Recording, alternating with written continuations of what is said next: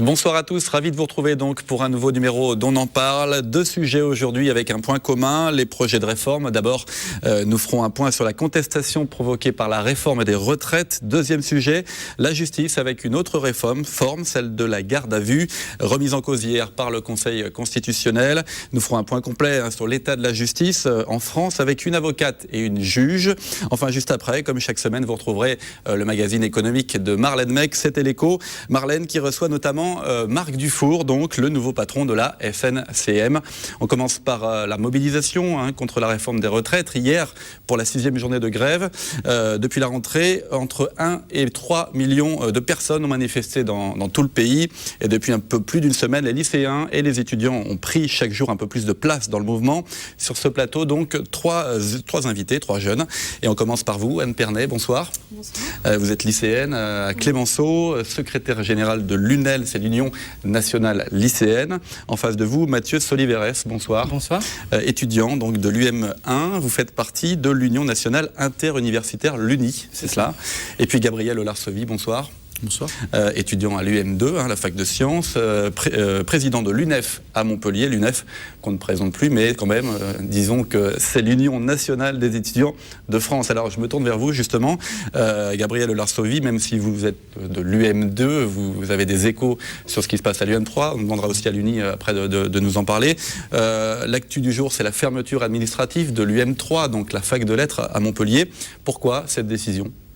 Alors cette décision a été prise par la présidence. Qui a été prise par la présidence, donc je peux vaguement tenter d'expliquer les décisions de la présidence, mais pour revenir un petit peu sur les événements de la journée d'hier, donc il y avait une assemblée générale qui a été appelée hier matin, qui a réuni plus de 1000 étudiants, ce qui montre aujourd'hui la progression très très forte de la mobilisation, puisque c'est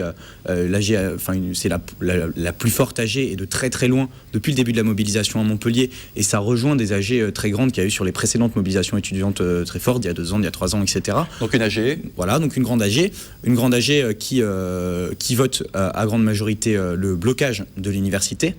Mais par contre, sur la fin de l'AG, au moment où les étudiants quittent pour aller en manifestation, malheureusement, un certain nombre d'associations corporatistes, dites apolitiques, mais souvent apparentées aux plus conservateurs des forces universitaires, ont voté l'occupation de nuit de l'amphithéâtre dans la plus grande confusion lors de l'Assemblée générale, ce qui a déclenché du coup... Ils étaient très peu à voter. Très peu. Ce qui a déclenché du coup l'occupation le soir même, parce que la fac aussi, je pense, a laissé faire l'occupation par quelques dizaines, très peu d'individus de l'université, ce qui a donné prétexte à l'université pour se déresponsabiliser totalement, pour faire appel aux forces de l'ordre, ce qui est quand même assez scandaleux, pour dégager les personnes qui étaient la nuit du coup dans l'université, et pour déclarer ensuite la fermeture administrative de l'université, ce qui empêche bien sûr toute réunion de l'Assemblée générale qui pourtant avait été convoquée par la précédente et qui devait se tenir demain. Donc aujourd'hui les étudiants ne peuvent plus jusqu'à lundi, c'est fermé pour le moment. Jusqu'à lundi, c'est fermé. Pour l'UNI, votre position par rapport à cette fermeture administrative? Alors c'est très simple, déjà 2 choses. Mon camarade parlait d'assemblée générale. Pour nous, ces assemblées générales n'ont aucune légitimité, en ce que déjà elles... Même avec 1000 étudiants? Non, 1000 étudiants, chiffre UNEF, c'est un petit peu comme syndicat, chiffre police. Nous avions des militants à nous qui étaient, les chiffres sont plus proches des 350-400, donc tout peut varier en fonction des versions. Donc pour nous, une faible mobilisation, et surtout les AG n'ont aucune légitimité, parce que des votes à main levée, noyautés par des étudiants d'extrême gauche qui viennent là pour foutre, excusez-moi, le bordel. Et une chose, voilà, on le voit le soir, ce jeune homme en parlait et disait qu'effectivement ça a débordé. C'est le problème. Une faible mobilisation. Les syndicats comme l'UNEF qui sont débordés, et au final sont des groupuscules d'extrême gauche qui noyautent et durcissent et radicalisent le mouvement. Et aujourd'hui on arrive avec des universités fermées au détriment des étudiants qui veulent bosser. Oui, mais l'UM2, l'UM3 perturbés. Bon, on va pas rentrer uniquement dans le débat université. Je le disais tout à l'heure, 6e journée de grève et de manifestation hier. Les lycées de Montpellier sont bloqués depuis une semaine, et certains commencent à dire ce vendredi les vacances scolaires commencent, le mouvement va s'essouffler. Qu'en est-il exactement? Est-ce que vraiment le mouvement des lycéens peut s'essouffler avec les vacances qui démarrent, Anne Pernet? Mais déjà, il y a une journée de mobilisation à l'appel de l'UNL et de l'UNEF pour demain, donc à Montpellier, donc pour jeudi. À Montpellier, il y a un rendez-vous à 11h30 à Place de l'Europe avec un pique-nique géant et un départ à manifestation à 13h30 au Rive du Lait jusqu'à la préfecture. Donc déjà, est-ce que c'est un dernier baroud d'honneur avant les vacances, justement? Alors c'est un dernier, oui, de fait c'est une dernière journée avant les vacances, mais moi je pense que ces vacances déjà, c'est pas 2 mois d'été, c'est une toute petite semaine. Là, il y a encore la journée de demain. Pendant les vacances, s'il y a des appels à la manif, c'est pas exclu qu'il y ait des lycéens dans les cortèges. Et moi, je pense qu'ils viendront parce que il y a tout un travail qui a été fait dans les lycées et les lycéens ils sont conscients, donc ils viendront en manifestation. Et après, moi, je pense que ça peut redémarrer à la rentrée et on attend vraiment un appel du gouvernement pour mettre fin à cela, quoi.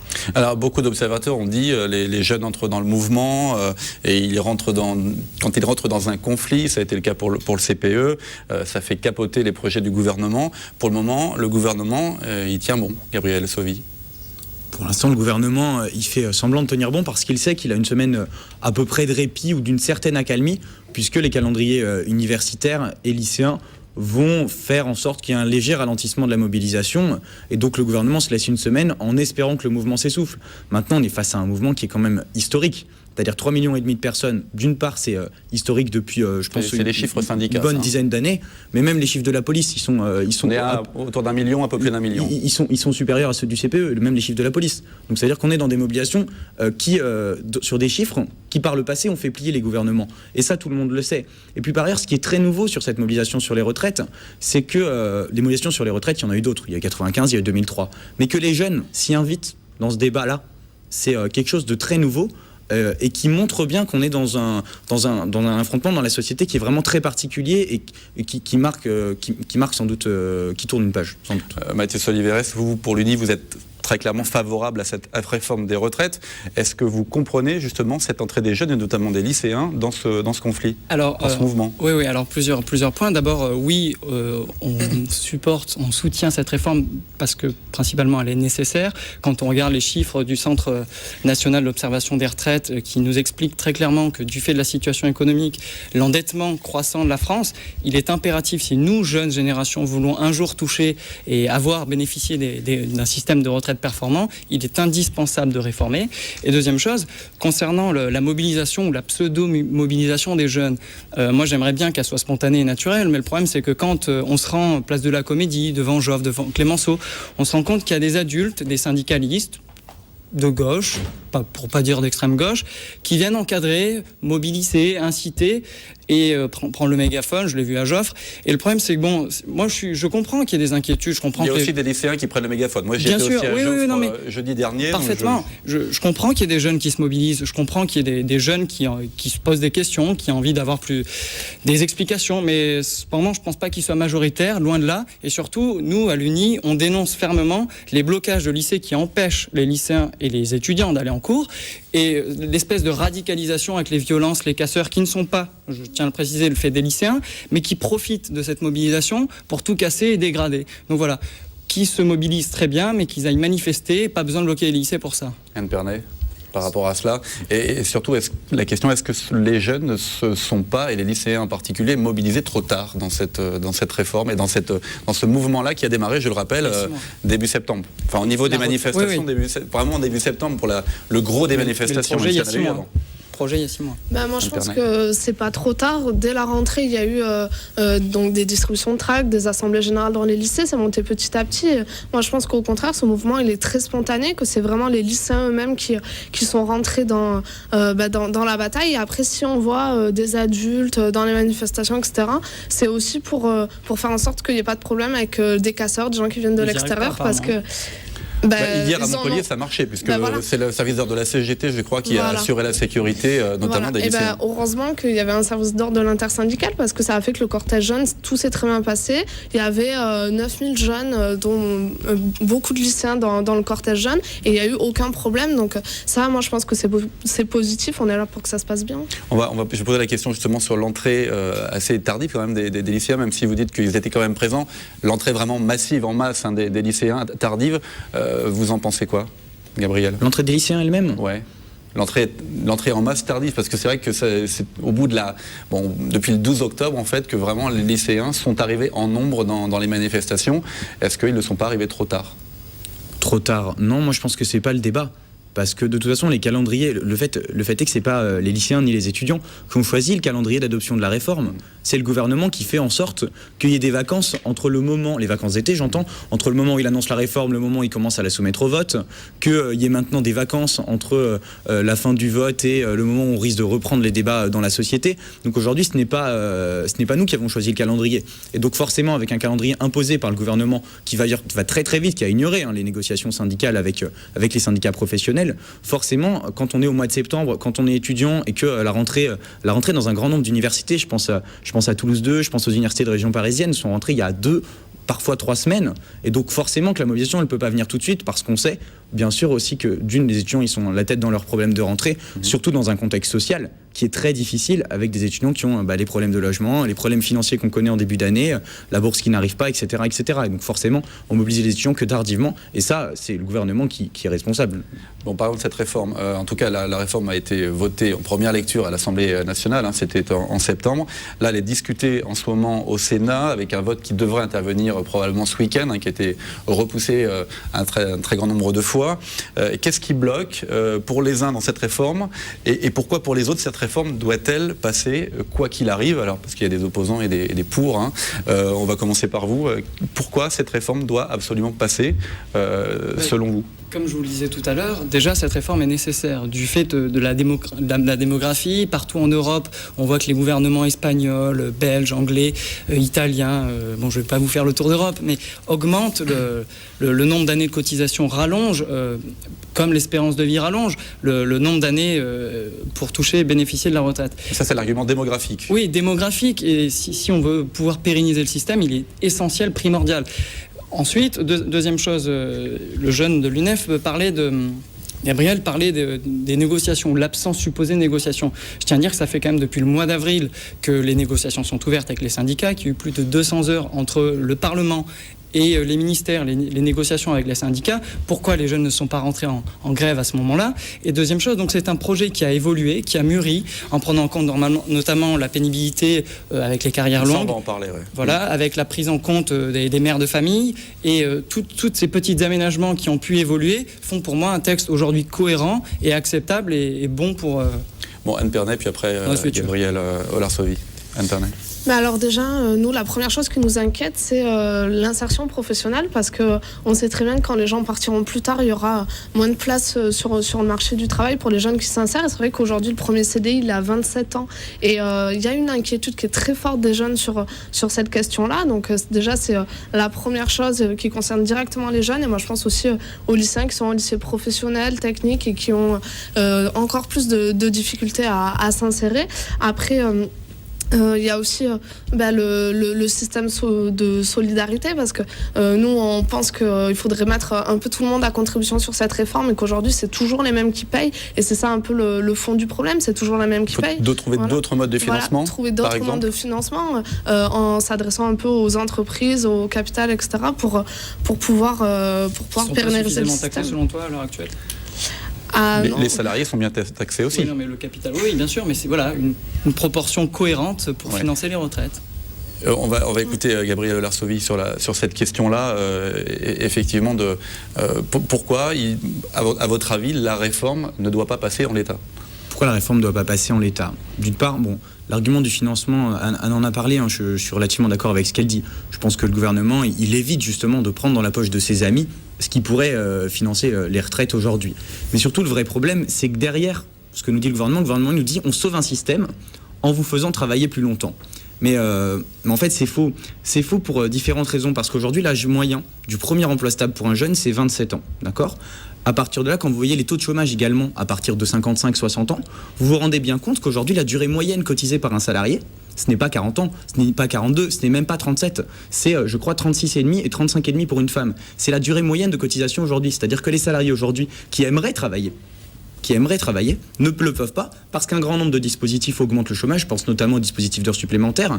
Et parce que de toute façon, aujourd'hui, si on demande aux gens de cotiser 42 ans alors même qu'aujourd'hui ceux qui voudraient travailler plus n'en cotisent que 36, ça veut tout simplement dire qu'on va augmenter les décotes et que du coup, déjà, on va gêner l'insertion professionnelle des jeunes, ce qui est dramatique à court et à moyen terme, et que sur la fin de nos carrières professionnelles, tout simplement, on sera condamné à toute une période de chômage avant de pouvoir toucher notre retraite et de pouvoir la liquider. Et donc aujourd'hui, la réforme du gouvernement, elle ne vise pas à allonger réellement la durée de travail, mais plutôt à augmenter le chômage et à baisser le niveau des pensions. Et donc c'est pour ça qu'on est face à une hypocrisie et que cette réforme, elle est hypocrite, qu'elle ne doit pas passer et que les arguments qu'on entend, ils sont pas recevables.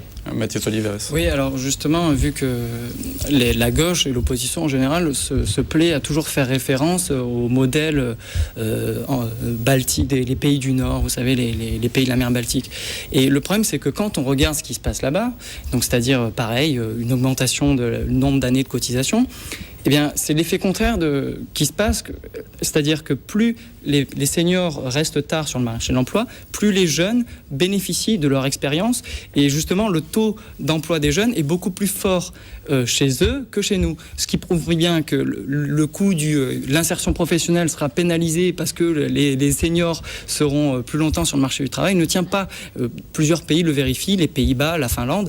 Donc, il y a un moment où il faut arrêter d'être égoïste et penser aux générations futures qui sont sacrifiées si on ne modifie pas la réforme. Oui, mais l'autre question, c'est le système de retraite. Est-ce que l'allongement de l'âge de départ en retraite garantit vraiment un régime de retraite dans 30 ou 40 ans? Aujourd'hui, est-ce qu'on peut, les hommes politiques peuvent s'engager là-dessus? Est-ce que quelqu'un peut s'engager là-dessus? Non, mais ça serait hypocrite. Et là, je reprends le terme du jeu de parce que c'est les Gabriel. arguments qu'on entend. La réforme est censée sauver à très très long terme le régime de retraite par répartition. Pas à très long terme, à horizon 2020-2030 pour cette réforme. Il faudra bien évidemment, et c'est pour ça quand on voit les lycéens aujourd'hui parler, donc, ouais. C'est très bien, mais il y aura, je sais pas, 2, 3, 4, 5, 10 réformes d'ici là. On va écouter Anne Pernet parce que sur le terrain, les réflexions des lycéens, c'était justement, maintenant on nous dit 65, 67 ans à taux plein, dans 10 ans, dans 15 ans, on va nous dire 70, 72 ans. C'est l'argument qu'on entend chez les lycéens, chez les jeunes qui seront concernés à terme de toute façon. Anne Pernet. C'est sûr qu'il y a cette crainte que ça soit toujours plus et qu'on nous demande toujours plus et que ça soit encore une fois toujours les mêmes qui payent. Après, moi, ça me fait aussi rire d'entendre que on a besoin de travailler plus longtemps parce que c'est vrai qu'aujourd'hui, il y a un chômage de masse et que déjà, pour nous, il y a la question des retraites, elle va avec la question de la formation et des emplois. Donc déjà, il faudrait régler le problème du plein emploi, par exemple en arrêtant de supprimer des postes de fonctionnaires qui sont beaucoup d'emplois pour les gens et ça permettrait d'avoir plus de gens qui cotiseraient pour les retraites. Pour moi, c'est déjà un premier pas. On arrive malheureusement au terme. Un dernier mot peut-être, Gabriel. Je voulais surtout rappeler un truc. Derrière l'idée de sauver le système, la vérité derrière tout ça, c'est que du coup, pour la plupart des salariés de notre génération, vu l'âge moyen d'emploi stable que j'ai rappelé tout à l'heure, la décote sera tellement importante, c'est-à-dire le malus qu'on aura au moment de prendre notre retraite puisqu'on n'a pas assez cotisé, sera tellement important que la vérité, c'est que nous ne bénéficierons pas du système par répartition et que ceux qui s'en sortiront parmi notre génération sont ceux qui auront justement capitalisé.